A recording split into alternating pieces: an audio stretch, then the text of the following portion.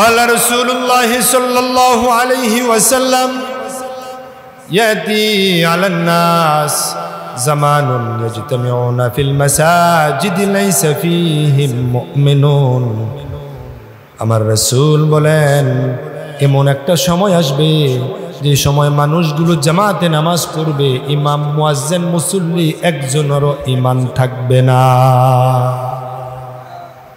যে মুয়াজ্জিন আযান দেবে তার ঈমান থাকবে না। যে ইমামের নেতৃত্বে মসজিদে জামাত চলবে ওই ইমামের ঈমান থাকবে না। যেই খতিবের খুতবার আলোচনা শুনে আমি আপনি অনুপ্রাণিত হব ওই খতিবের ঈমান থাকবে না।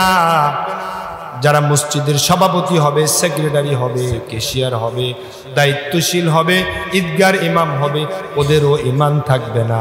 একটু মুখটা খুলে বলেন ওই সময়টা আসছে না আগামী কয়েক বছর পরে আসবে? ওই সময়টা আসছে না? রাসূল বলেছেন ইয়াতি আলান নাসি জামান আস-সাবিরু ফীহি আলা দীনিহি কাল কাবিদি আলাল জামাল। এমন সময় আসবে ওই সময় ইমানদারেরা ঈমান নিয়ে বেঁচে থাকা এত কঠিন হবে, জ্বলন্ত আগুন হাতে নিয়ে বেঁচে থাকা যত কঠিন হবে, ঈমান নিয়ে বেঁচে থাকা এর চাইতেও কঠিন হবে। ওই ঈমানের পরীক্ষা তো আমরা দেখি। ঈমানদারেরা কিছু ঈমান এরকম আছে, তারা বলে যে এই জমিনটা যিনি বানিয়েছেন, মসজিদটা যিনি বানিয়েছেন, আমাকে যিনি বানিয়েছেন তার ইবাদত চলবে, তার আইনও জমিনে চলবে। ওই শ্রেণীর মানুষ আছে বিধায় তো আল্লাহ আকাশ জমিনটা রাখছে। ওই শ্রেণীর মানুষ আছে বিধায় আকাশ জমিন রাখছে। ওই শ্রেণীর মানুষদেরকে গুলি করে বর্গে দেওয়া যায় না, ওদেরকে মামলা দিয়ে পর্যন্ত দাবিয়ে রাখা যায় না, ওদেরকে ফাঁসির রশিতে চড়া পর্যন্ত তাদেরকে দমন করা যায় না। ওদের কারণেই তো আল্লাহ আকাশ এবং জমিনটা টিকায়া রেখেছে এখনো। আল্লাহ লা তাকুমুস সাআতু হাত্তা ইউকালু হাত্তা ইয়াবকা মুমিন। কিয়ামত হবে না ততক্ষণ পর্যন্ত যতক্ষণ একজন মুমিন পৃথিবীতে থাকবে। মুমিন যখন থাকবে না আল্লাহ আকাশ জমিনও আর রাখবে না। আজকে দেখেন ঈমানের দন্যতা চলছে। যে সকল মানুষ বলে আল্লাহর জমিনে আল্লাহর আইন চাই, সৎ লোকের শাসন চাই, ওদেরকে সমাজে ভালো মানুষ হিসাবে দেখে না, মামলা দেয়, হামলা দেয়, গ্রেফতার করে, নির্যাতন করে। অথচ ওই শ্রেণীর মানুষের স্লোগান হলো আল্লাহর কথা, আলা লাহুল খালকু ওয়াল আমরু ইনিল হুকমু ইল্লা লিল্লাহ। সৃষ্টি যার, আইনও চলবে কি শুধুই তার। এই যে আজকে জুমার মসজিদ, আমি যদি জুমার 2 রাকাত নামাজের পরিবর্তে 3 রাকাত পড়াই, আপনারা তো সবাই পড়বেন। বাইতুল মুকাররমের খতিব যদি পড়ায় পড়বেন না? কাবার ইমাম যদি পড়ায় পড়বেন না? হারামের ইমাম পড়লে পড়বেন না? কেন পড়বেন না? কারণ আপনার চাইতে জ্ঞানী, গুণী, যোগ্যতা, সব থেকে শিক্ষা দীক্ষা তো ওরা বেশি। তো ওদের পিছে ওরা যদি জুমার নামাজ 2 রাকাতের পরিবর্তে 3 রাকাত পড়ায় পড়বেন না কেন? তখন বলবেন আমার রাসূল জুমার ফরজ 2 রাকাতের বেশি 3 রাকাত পড়েন নাই। এটা আল্লাহর আইন, ঠিক না ঠিক? তা আল্লাহর আইনটা শুধু মসজিদে মানলেন, বাইরে মানা দরকার নাই। তো সচিবালয় তো মানতেছেন মানুষের আইন, বঙ্গভবনে মানছেন মানুষের আইন, হাইকোর্টে মানছেন মানুষের আইন, সুপ্রিম কোর্টে মানছেন মানুষের আইন, সেক্রেটারিয়েট পার্লামেন্টে মানছেন মানুষের আইন। মসজিদে ইমাম 2 রাকাতের পরিবর্তে জুমার 2 রাকাতের পরিবর্তে খাড়াইলে সবাই মিলে ইমামকে লোকমা দেবে। তাহলে রাষ্ট্রে যারা আল্লাহর আইন মানে না ওদেরকে লোকমা দিছেন কয়দিন? ইমামরে সোজা পাইছেন, ইমামরে পদে পদে লোকমা দেন। 1 বার 2 বার 3 বার 4 বার ভুল করলে ইমাম বিদায় করে দেবেন, প্লিজ গো ব্যাক, আপনি আসতে পারেন। আপনার মতো অথর্ব ইমামের কোনো প্রয়োজন নেই। কিন্তু মসজিদ আল্লাহর আইন চলুক, এটা আপনি চান, আমিও চাই। কিন্তু আল্লাহর আইনটা মসজিদে শুধু সীমাবদ্ধ থাকবে না, বাহিরেও নেওয়া দরকার আছে। এই বিষয় নিয়ে আপনার চেষ্টা কোন দিন? ওরা যদি বলে আলা লাহুল খালকু ওয়াল আমরু, সৃষ্টি যার, আইন চলবে তার, তাদেরকে ভালো চোখে দেখেন না, উল্টা রাজাকার বলে দৌড়ানি মারে। বাঁকা চোখে দেখেন, আল বদর বলে, আশ-শামস বলে, তাদেরকে পছন্দ করে না। তাইলে চিন্তার মানুষ হয়ে গেল দুইজন, একজন আল্লাহর আইন চায়, মানুষের আইন চায় না। আল্লাহর জমিন আল্লাহর আইন চায়, আরেকজন মানুষের আইন চায়। আবার মসজিদে আল্লাহর আইন মানে, বাহিরে মানুষের গতানুগতিক আইন মানে। দুইমুখী। কয়মুখী? দুইমুখী হলে আল্লাহর গোলাম হওয়া যায়? গোলাম হতে হলে কয়মুখী হওয়া লাগবে? একমুখী যদি হয় তাহলে জমিন যার, আইন চলবে শুধুই তার। ওই শ্রেণীর মানুষের কারণে আল্লাহ আকাশ জমিন এখনো টিকায়া রেখেছে। পৃথিবীতে আজকে ইমানের এত ধন্যতা, এত টুফিওলা, এত নামাজি, এত হাজি, বাংলাদেশ থেকে লক্ষ লক্ষ মানুষ হজে যায়, উমরায় যায়। আমার ভাই, কোরআন যেখানে নাজিল হয়েছে ওইটা দেখার জন্য মানুষ পারাপারি লাগে। আল্লাহর ঘর ধরার জন্য মানুষ জীবন বাজি রেখে ধরতে যায়। মরে গেলে যাব, আল্লাহর ঘর ধরতে চায়, ওখানে গিয়ে পাগল হয়ে যায়। কিন্তু আল্লাহর ঘর ধরে আসার পরে ওই হাজি সাহেব এই মসজিদে নামাজ পড়ে, বাংলাদেশের মসজিদে নামাজ পড়ে, কিন্তু ইমাম সাহেব যখন আল্লাহর কথাগুলো বলে তখন ইমামকে বাঁকা চোখে পর্যন্ত দেখে।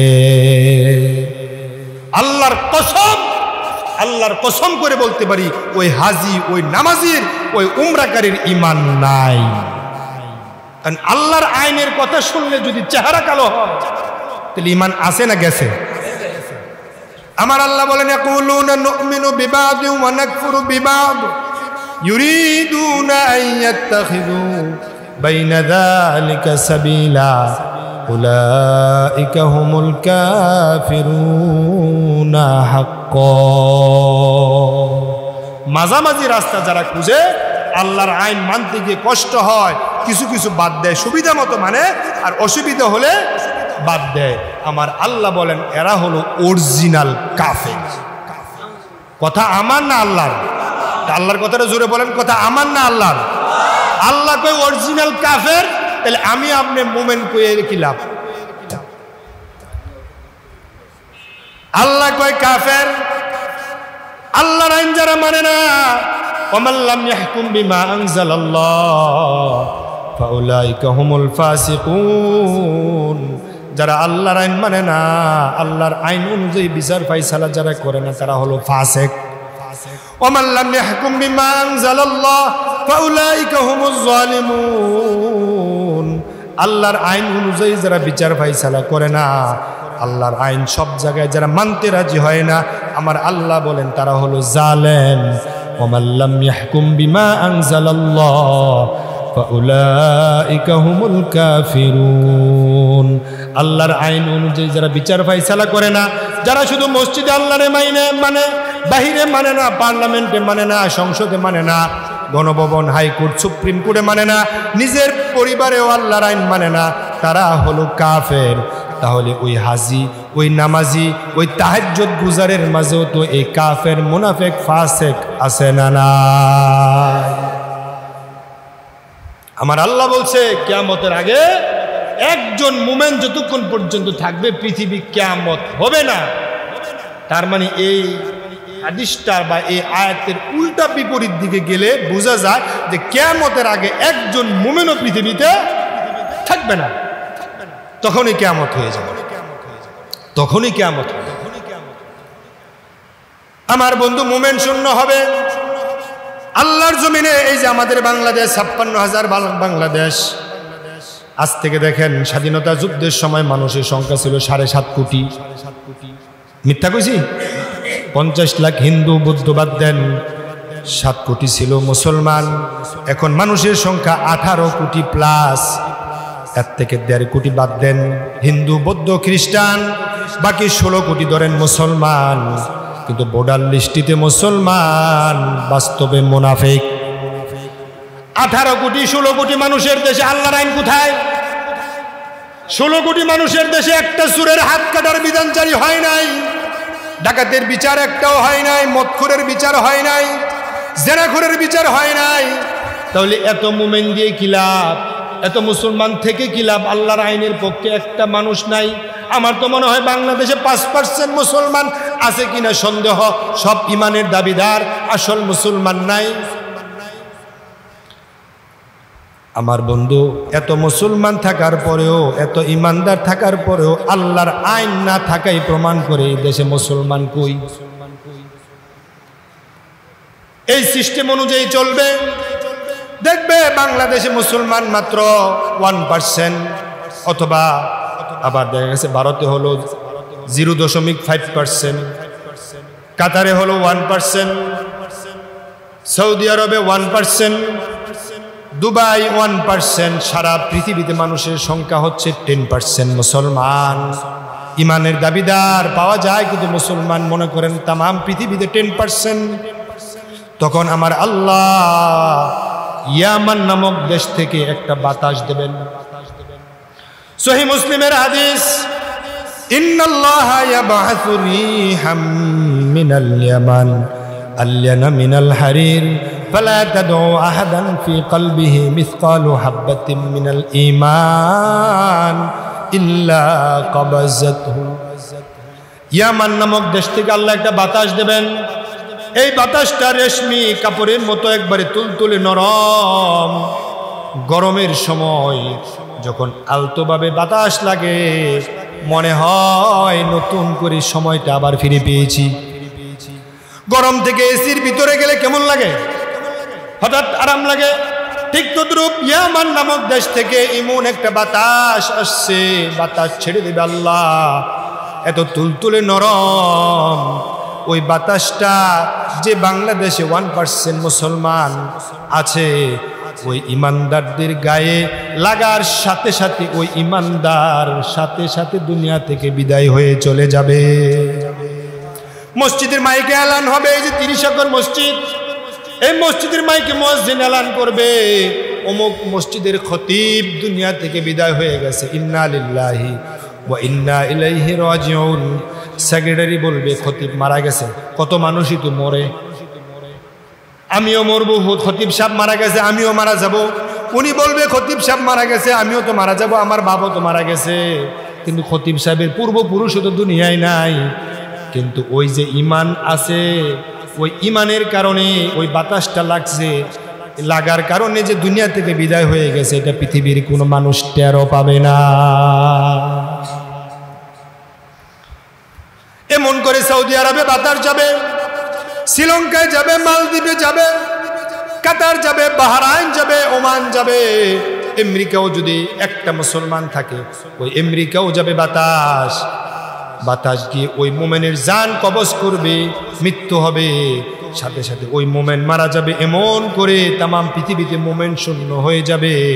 একটা কাফেরের মুনাফিকের গায়েও এই বাতাসটা লাগবে না। লাগবে শুধু কাদের গায়ে? মোমেনদের গায়ে লাগবে। ওই যে রাসূল বলেছেন, একজন মোমেন যতক্ষণ থাকবে কিয়ামত হবে না। কারণ এইভাবে আল্লাহ বাতাস দিয়ে পৃথিবীকে মোমেন শূন্য করে ফেলবে। তারপরে আল্লাহ কিয়ামত সংগঠিত করার উদ্যোগ নেবেন। ইকতারাবাতিস সাআহ, 1400 বছর আগে আমার রাসূল বলেছেন কিয়ামত ঘনায় আসছে। আল্লাহ কোরআনে বলছে কিয়ামত ঘনায় আসছে। এখন আপনারা বলবেন, হুজুর 1400 বছর তো চলে গেল, কিয়ামত কই? কিয়ামত ঘনায় আইছে না পিছাইতেছে? 1400 বছর গেল, কিয়ামত কোথায়? কিছু কিছু বিষয়, ইম্পর্টেন্ট বিষয়, এটা ঘটতে সময় লাগে। তবে আমাদের 1500 বছর আল্লাহর কাছে মাত্র একদিন। তারুজুল মালাইকাতু ওয়ার রূহু ইনদা রাব্বিকা কাআলফি নাসাতিন মিম্মা তাউদ্দুন। আল্লাহর একদিন আমাদের 1000 বছর। তাহলে আমাদের 2000 বছর, আমাদের 1000 বছর আল্লাহর একদিন, আর আমাদের 2000 বছর আল্লাহর 2 দিন। কখনো কখনো ক্ষেত্রে ইম্পর্টেন্ট বিষয়টা আপনার কাছে একেবারে সময় মনে হবে। আপনার ছেলের মেয়ে বিয়ে দিবেন, আমি যদি ভালো একটা ছেলে নিয়ে আসি, আপনাকে যদি বলি যে আপনার মেয়েটা বিয়ে দিবেন, ছেলেটা অনেক ভালো, 5 ওয়াক্ত নামাজি, সচিবালয়ে চাকরি করে বা সংসদ ভবনের ভালো গুরুত্বপূর্ণ চাকরি করে, বিয়েটা দেবেন? ঠিক আছে হুজুর, আপনি বলছেন যেহেতু বিয়েটা দিব, তো চলেন আগামীকাল বিয়ে। আপনি কি মানবেন না? আরে হুজুর আপনার কথা তো মানলাম, মাইয়া বিয়ে দেব, সমস্যা নাই, কিন্তু আগামীকাল। তাও তো আপনি বলবেন যে অন্তত কমপক্ষে 1 থেকে 1.5 মাস সময় তো দেবেন, ঠিক না? আর যদি বলি যে ঠিক আছে আগামী 2 দিন পর, তাও তো আপনি বলবেন আমার কাছে তো একেবারে অল্প সময়, ঠিক না? তা আল্লাহ বলছে ইকতারাবাতিস সাআ, কিয়ামত ঘনেই আসছে, কিয়ামত আসছে। কিন্তু আল্লাহ যে কিয়ামতটা ঘনাবে, আল্লাহর একটা পরিকল্পনা আছে না? কিন্তু ওই পরিকল্পনা অনুযায়ী হতে গেলে আমার তো 2000 বছর অলরেডি চলে গেল, 1500 বছর। কিয়ামতটা কখন হবে এটা আল্লাহ নিজে জানান নাই। আমার নবী সাল্লাল্লাহু আলাইহি ওয়াসাল্লামকে অনেকে প্রশ্ন করতে পারে, করেছে, ইয়াসআলুনাকা আনিস সাআতি আইয়ানা মুরসাহা কুল ইন্নামা ইলমুহা ইনদা রাব্বি লা ইউজাল্লিহা। ওগো নবী, আপনি কোরআনে বলছেন কিয়ামত ঘনিয়ে আসছে, কিয়ামত কবে হবে একটু বলেন। আমার রাসূল বলেন, কুল ইন্নামা, এই কিয়ামত কখন হবে আমি নিজেও জানি না, আল্লাহ আমাকে জানান নাই, এটার সম্পূর্ণ জ্ঞান একমাত্র আল্লাহর কাছে। কিয়ামতের জ্ঞানটা কার কাছে? যে সকল মানুষ বলে নবী গায়েব জানে, তাহলে এই কথার মানে কি? কিয়ামত কবে হবে এটা যদি নবী জানতো তাহলে তো নবী তো বলে দিত, কিন্তু নবী জানে না বিদায় নবী অনেক সময় বলতে পারছে না, নিজে থেকে বানায়া বলছে না ওহির জন্য অপেক্ষা করছে। তাহলে এখানে কিয়ামত যে হবে নবী নিজেও জানে না। আমার আল্লাহ তাআলা বলেন, ওয়ামা আমরুস সাআতি ইল্লা কালামহিল বাসরি আও হুয়া আকরাব। ওয়ামা আমরুস সাআতি ইল্লা কালামহিল বাসরি আও হুয়া আকরাব। কিয়ামতটা হবে চোখের পলক পড়তে যত সময় লাগবে এর চাইতেও কম সময়ের মাঝে কিয়ামতটা হয়ে যাবে।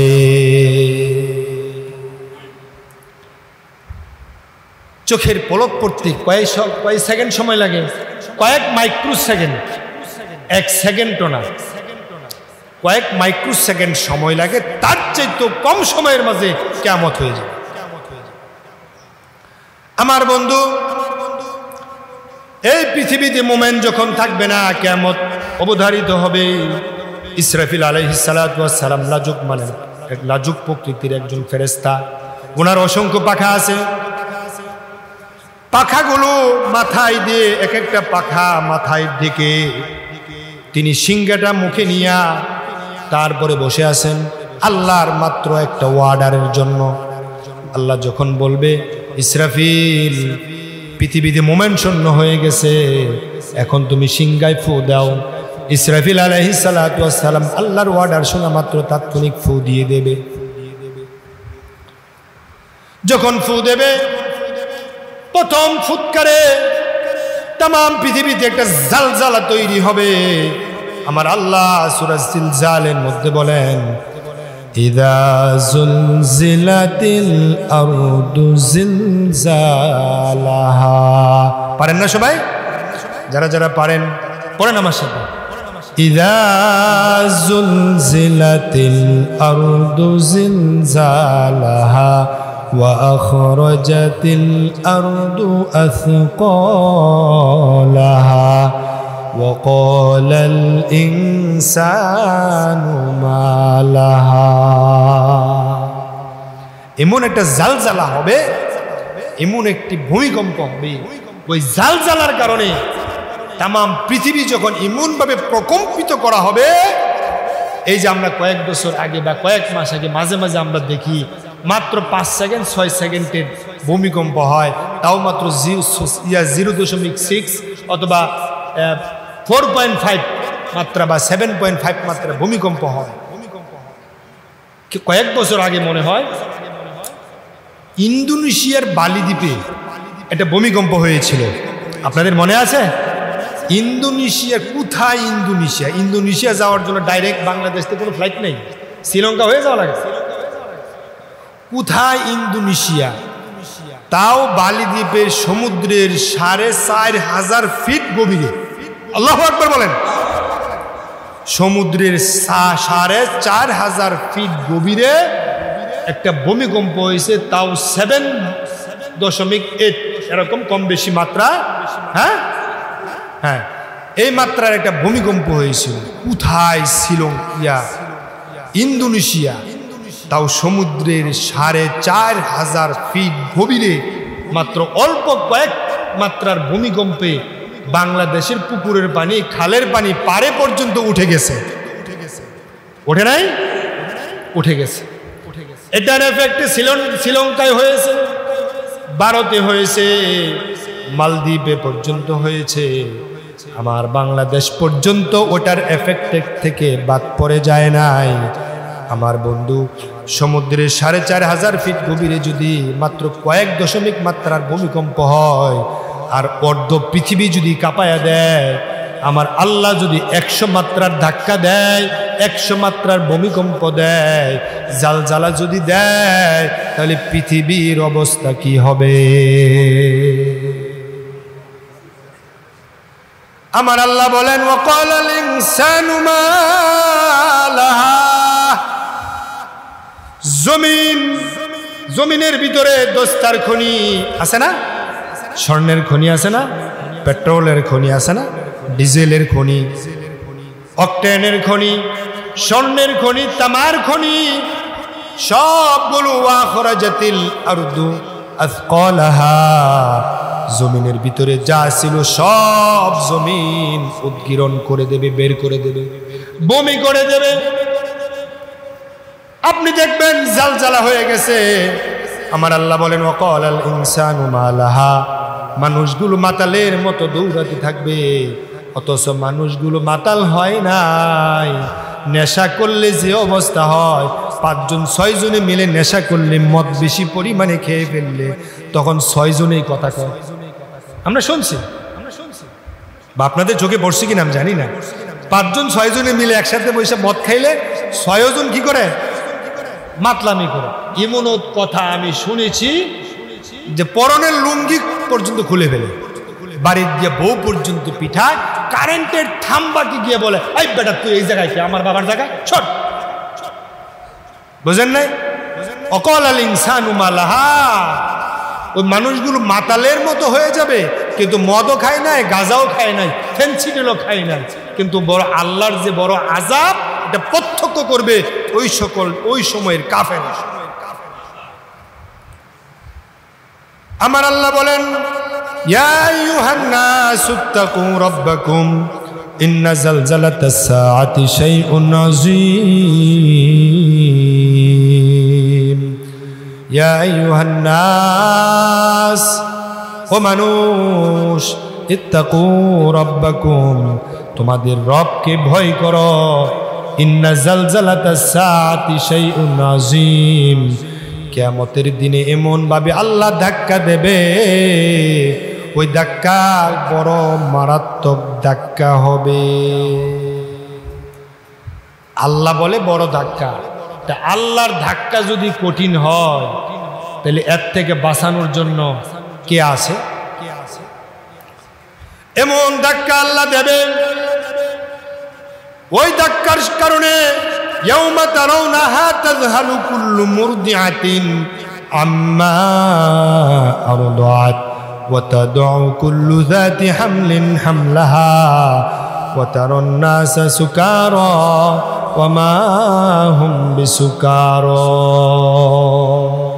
এমন ধাক্কা আল্লাহ দেবে, যেই সকল স্ত্রীলিঙ্গ নারী আছে, যেমন হাতি, যেমন ভাগিনী আছে না, তাদের মধ্যে স্ত্রীলিঙ্গ, যেমন আমার আপনার মা তৎকালীন সময়ে যারা গর্ভপাত পেটে সন্তান আছে 2 মাস 3 মাস 4 মাস 5 মাস এখনো পূর্ণ সময় হয় নাই সন্তান পৃথিবীতে আসার, কিন্তু ওই কিয়ামতের ধাক্কার কারণে প্রত্যেক মা গর্ভপাত করে ফেলবে।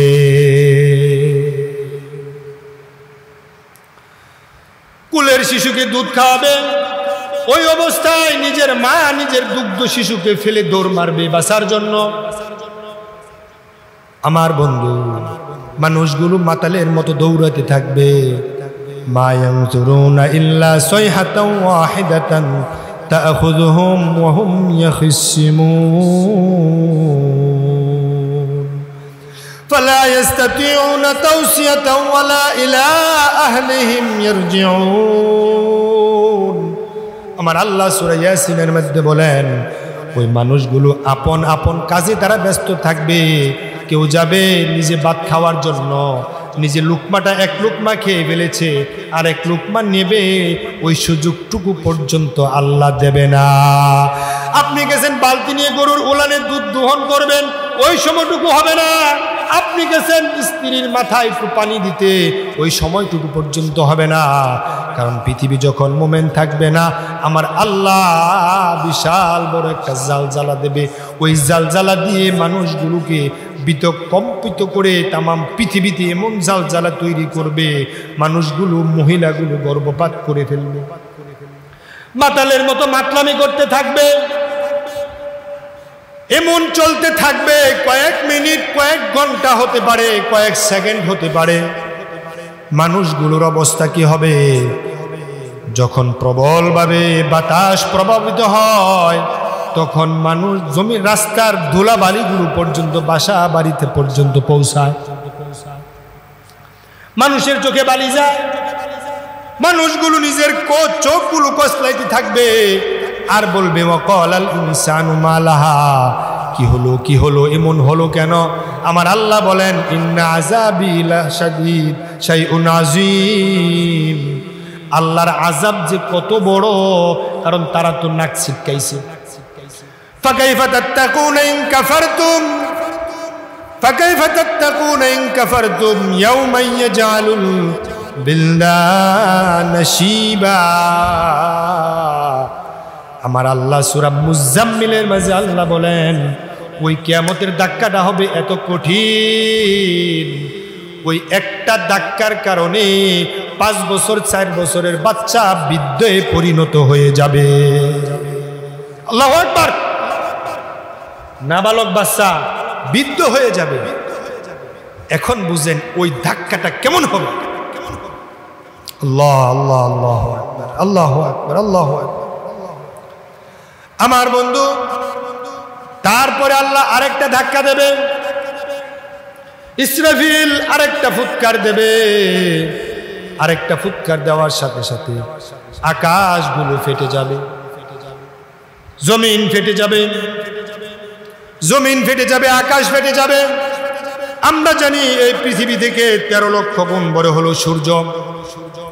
এই সূর্য আমরা জানি ছোট্ট একটা গোলাকার, অথচ ছোট্ট এই সূর্য গোলাকার নয়। আপনি যদি কোথাও আগুন লাগিয়ে দেন বা কোথাও যদি আগুন লাগে, ওই জায়গায় কি আগুন কি একরকম জ্বলে না এক এক দিকে এক এক রকম জ্বলে? কোথাও 1.5 ফিট, সব জায়গায় কি 1.5 ফিট? না না না, কোথাও 2 ইঞ্চি, কোথাও 3 ইঞ্চি, কোথাও 1.5 ফিট, কোথাও 3 ফিট, কোথাও 5 ফিট। আমার বন্ধু, আমরা দেখতে পাই সূর্য গোলাকার, কিন্তু আসলে গোলাকার নয়, এটা লেজ কোটি কোটি মাইল লম্বা। এই সূর্য পৃথিবী থেকে 13 লক্ষ গুণ বড়, 9 কোটি 30 লক্ষ মাইল দূর থেকে তাপ দিচ্ছে। এই পৃথিবীতে আলোর গতি হলো 1,86,000 মাইল প্রতি সেকেন্ডে। আমার বন্ধু, দ্বিতীয় ফুৎকারের পরে আকাশগুলো ফেটে যাবে। তারকা 2,32,000 মাইল দূর, ওই তারকা ভেঙ্গে ঘর্ষণ লেগে তারকার সাথে চন্দ্র, চন্দ্রের সাথে তারকা ঘর্ষণ লাগে, এই জমিনে আছড়ে পড়বে। সূর্য বিশাল একটা অগ্নিগোলক, এই অগ্নিকুণ্ডক, এই সূর্য পৃথিবীতে আশ্রে পড়বে। আমার বন্ধু, এই সূর্য পৃথিবী থেকে 13 লক্ষ গুণ বড়। এই সূর্যের চাইতে কোটি কোটি গুণ বেশি বড় হলো তারকা মিল্কি ওয়ে, ছায়াপথ, গ্যালাক্সি। ওখানে আপনি দেখবেন, বিজ্ঞান গবেষণা করে দেখেছে, ওই মিল্কি ওয়ের ভিতরে, ছায়াপথের ভিতরে, একটা গ্রহের ভিতরে প্রায় কমপক্ষে 10,000 সূর্য নয়। এই সূর্য থেকে পৃথিবী যেহেতু 13 লক্ষ গুণ বড়, সূর্য থেকে, পৃথিবী থেকে 13 লক্ষ গুণ বড় সূর্য। আর তারকা কত বড়? বিজ্ঞান গবেষণা করে বলে প্রায় 2.5 থেকে 3 কোটি সূর্য খায়া হজম করতে পারবে এমন একটা নয়, একটা দুইটা নয়, লক্ষ লক্ষ কোটি কোটি তারকা আল্লাহ মহাশূন্যে ঝোলায়া রেখে দিয়েছে। পৃথিবী থেকে সূর্য 13 লক্ষ গুণ বড়। আর ওই সূর্যকে একটা দুইটা সূর্য নয়, 2.5 থেকে 3 কোটি সূর্য খায়া হজম করতে পারবে এমন কোটি কোটি তারকা আল্লাহ বানায় রাখছে। ব্ল্যাক হোল, অন্ধকূপ। আমার বন্ধু, এই তারকা জমিনে আশ্রে পড়বে। আজকে দেখেন, এই সূর্যের ভিতরে আগুন কত? সূর্যের ভিতরে কতটুকু জানি, 1,40,00,000 ডিগ্রি সেলসিয়াস। আর উপরিভাগে তাপমাত্রা হলো 600 ডিগ্রি সেলসিয়াস। যে পিঠে তাপ দিচ্ছে এই পিঠে হলো 600 ডিগ্রি সেলসিয়াস। আর ওই মূল টোটাল সূর্যের ভিতরে তাপমাত্রা হলো 1,600,000 ডিগ্রি সেলসিয়াস। এত বড় আগুনওয়ালা সূর্য জমিনে যখন পড়বে, এই পৃথিবীটা কেমন হবে বলেন তো? পৃথিবীটা কি হবে বলেন? আল্লাহু আকবার, আল্লাহু আকবার। এই যে লোহা, এই যে দেখছেন লোহা, এই যে স্ট্যান্ডার লোহা, এই লোহা গলানোর জন্য বিভিন্ন ফ্যাক্টরিতে আপনি গিয়ে প্রত্যক্ষ করবেন, দেখবেন 1538 ডিগ্রি তাপমাত্রা দিয়ে এই বড় বড় পাত আগুনের ভিতরে দিলে লোহা মোমের মতো অটোমেটিক গলে যায়। সুবহানাল্লাহ বলেন। 1538 ডিগ্রি তাপমাত্রা দিয়ে যদি লোহার পাত আগুনে দিলে যদি লোহা মোমের মতো গরম হয়, তাহলে সূর্যের ভিতরে তাপমাত্রা আছে 1,40,00,600 ডিগ্রি সেলসিয়াস। এই সূর্য যদি জমিনে পড়ে, এই মানুষের কি হবে? আমার বন্ধু, এই সূর্য জমিনে পড়বে, পরিস্থিতি চরম গোলাটে হবে। আমার আল্লাহ বলছেন ওই কিয়ামত হবে। ওই কিয়ামত হওয়ার আগে তোমরা হুশ ফিরে আসো, তোমরা হুশ হয়ে ফিরে আসো, ইমানদার হও, মোমেন হও। মোমেন হয়ে বেঁচে থাকা দরকার, মোমেন হয়ে মৃত্যু হওয়া দরকার, ঠিক না? মোমেন হয়ে মৃত্যু যদি নসিব না হয়, এই পৃথিবীতে বেঁচে থাকার আপনার কোনো মানেই হয় না। কারণ জমিনটা তো আশ্রে পড়বে, আকাশ, জমিন, সূর্য, গ্রহ, নক্ষত্র সব আশ্রে পড়বে। কাদের উপরে? কাফেরদের উপরে। কাফেরদের উপরে আশ্রে পড়বে। তখনও কাবা শরীফ তওয়াফ চলবে, এই মসজিদে নামাজ চলবে, মসজিদে নববীতে সালামরত অবস্থায় মানুষ থাকবে, কাবা তওয়াফ করবে, মসজিদের হারামের সীমানায় তালবিয়া মানুষ পাঠ করতে থাকবে। ওই অবস্থায় কিয়ামত হবে। তার মানে কি বুঝে যায়? টুপিওয়ালা আছে, ইমানদারওয়ালা নাই। ওদের উপরে আসমানটা ভেঙে পড়বে, এই গ্রহ নক্ষত্র ভেঙে পড়বে। বাকি কথা ইনশাআল্লাহ আমরা আগামী দিন বলার চেষ্টা করব। যে কথাগুলো বললাম বাস্তব জীবনে আমল করার তৌফিক দান করুন। আল্লাহর আযাবকে ভয় করুন, আল্লাহর শাস্তিকে ভয় করুন। আল্লাহর শাস্তিকে যারা ভয় করবে তারাই মোমেন হয়ে চলতে পারবে, ঠিক কিনা? আল্লাহ তাআলা আমাদেরকে আমল করার তৌফিক দান করুন। আসসালামু আলাইকুম ওয়া রাহমাতুল্লাহ।